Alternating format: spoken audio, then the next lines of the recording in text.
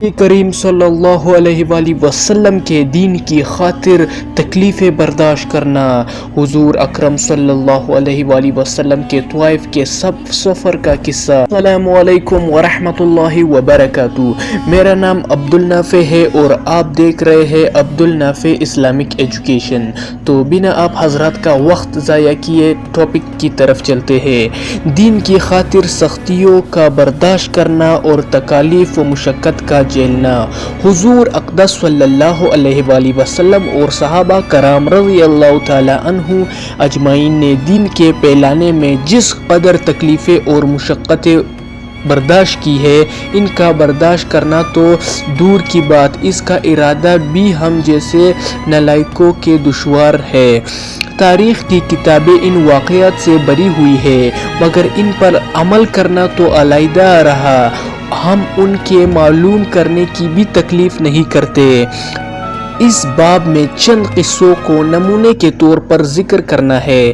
ان میں سب سے پہلے خود حضور اقدس صلی اللہ علیہ وآلہ وسلم کے ایک قصے کی ابتدا سے شروع کرتا ہوں کہ حضور صلی اللہ علیہ وآلہ وسلم کا ذکر برکت کا ذریعہ ہے۔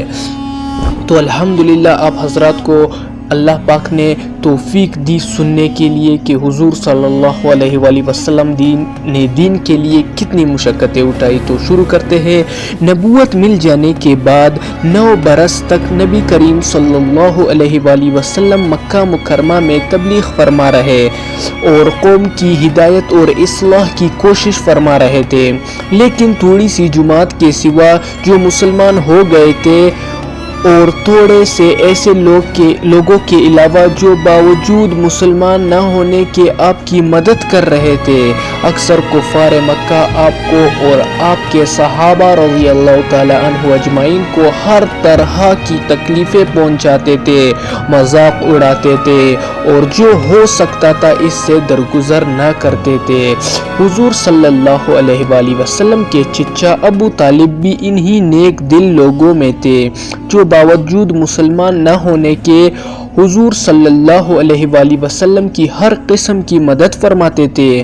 10ویں سال میں جب ابو طالب کا بھی انتقال ہو گیا تو کافروں کو اور بھی ہر طرح کھلے مہارہ اسلام سے روکنے اور مسلمانوں کو تکلیف پہنچانے کا موقع ملا۔ حضور اکرم صلی اللہ علیہ وآلہ وسلم اس خیال سے طائف تشریف لے گئے کہ وہاں قبیلہ ثقیف کی بڑی جماعت ہے، اگر وہ قبیلہ مسلمان ہو جائے تو مسلمان کو ان تکلیفوں سے نجات ملے اور دین کے پھیلانے کی بنیاد پڑ جائے۔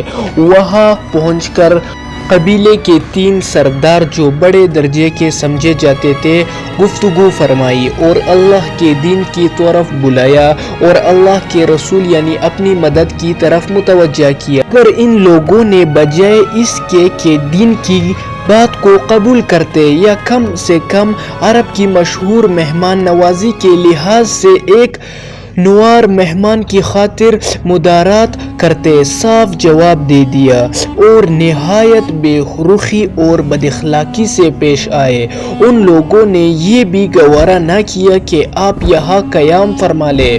جن لوگوں کو سردار سمجھ کر بات کی تھی کہ وہ شریف ہوں گے اور مہذب گفتگو کریں گے، ان میں سے ایک شخص بولا کہ اوہو، آپ ہی کو اللہ نے نبی بنا کر بھیجا، تو نعوذ باللہ۔ دوسرا بولا کہ اللہ کو تمہارے سوا کوئی اور ملتا ہی نہیں تھا جس کو رسول بنا کر بھیجتے۔ تیسرے نے کہا کہ میں تجھ سے بات کرنا نہیں چاہتا، اس لیے کہ اگر تو واقعی نبی ہے جیسا کہ دعویٰ ہے تو تیری بات سے انکار کر دینا مصیبت سے خالی نہیں، اور اگر جھوٹا ہے تو میں ایسے شخص سے بات نہیں کرنا چاہتا۔ اس کے بعد ان لوگوں سے نا امید ہو کر حضور اکرم صلی اللہ علیہ وآلہ وسلم نے اور لوگوں سے بات کرنے کا ارادہ فرمایا کہ آپ صلی اللہ علیہ وآلہ وسلم تو ہمت اور استقلال کے پہاڑ تھے، مگر کسی نے بھی قبول نہ کیا، بلکہ بجائے قبول کرنے کے حضور صلی اللہ علیہ وآلہ وسلم سے کہا کہ ہمارے شہر سے فوراً نکل جاؤ اور جہاں تمہاری چاہت کی جگہ ہو وہاں چلے جاؤ۔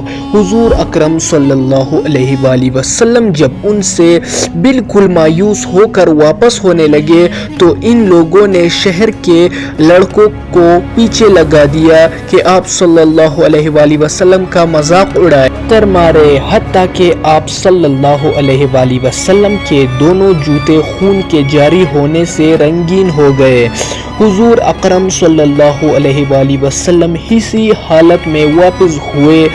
جب راستے میں ایک ان شریروں سے اطمینان ہوا تو حضور صلی اللہ علیہ وآلہ وسلم نے یہ دعا مانگی۔ ترجمہ: اے اللہ، تجھی سے شکایت کرتا ہوں میں اپنی کمزوری کا اور ذلت و رسوائی کا۔ اے ارحم الراحمین، تو ہی پوری کائنات کا رب ہے، تو ہی میرا پروردگار ہے۔ تو مجھے کس کے حوالے کرتا ہے؟ کسی اجنبی بیگانے کے جو مجھے دیکھ کر ترشرور ہوتا ہے اور منہ چڑھاتا ہے، یا کسی دشمن کے جس کو تو نے مجھ پر قابو دے دیا۔ اے اللہ، اگر تو مجھ سے ناراض ہے تو مجھ سے راضی ہو جا۔ اے ارحم الراحمین، میں تیرے چہرے کے اس نور کے طفیل جس سے تمام اندھیریاں روشن ہو گئی اور جس سے دنیا و آخرت کے سارے کام درست ہو جاتے ہیں، اس بات سے پناہ مانگتا ہوں مجھ پر تیرا غصہ ہو یا تو مجھ سے ناراض ہو۔ تیری ناراضگی کا اس وقت تک دور کرنا ضروری ہے جب تک تو راضی نہ ہو۔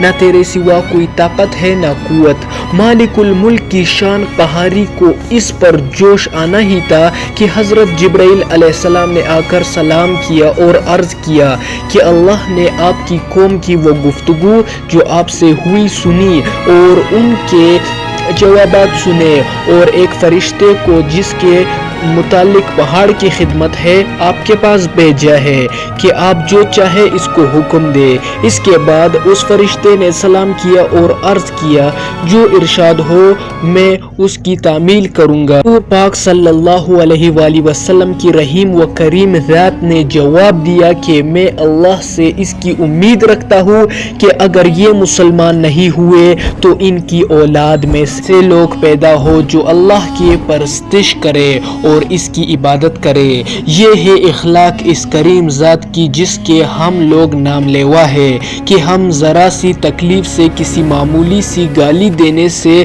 ایسے بھڑک جاتے ہیں کہ پھر عمر بھر اس کا بدلہ نہیں اترتا، ظلم پر ظلم اس پر کرتے رہتے ہیں اور دعویٰ کرتے ہیں اپنے محمدی ہونے کا، نبی کے امتی ہونے کا۔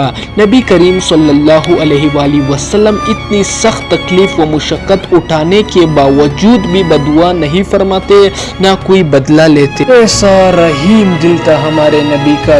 جن جن حضرات کو یہ واقعہ دل کے ساتھ پسند آیا ہو، صرف اور صرف وہی لوگ میرے چینل کو سبسکرائب کرتے جانا تاکہ اسی طرح باقی صحابہ رضی اللہ تعالی عنہ اجمعین کی اور بھی آپ صلی اللہ علیہ وآلہ وسلم کی پیارے پیارے واقعات آپ حضرات تک پہنچ سکے۔ ایک بار حضور صلی اللہ علیہ وآلہ وسلم پر درود بھیجنا نہ بھولیے۔ ویڈیو ختم کرنے لگا ہوں، جزاک اللہ خیر۔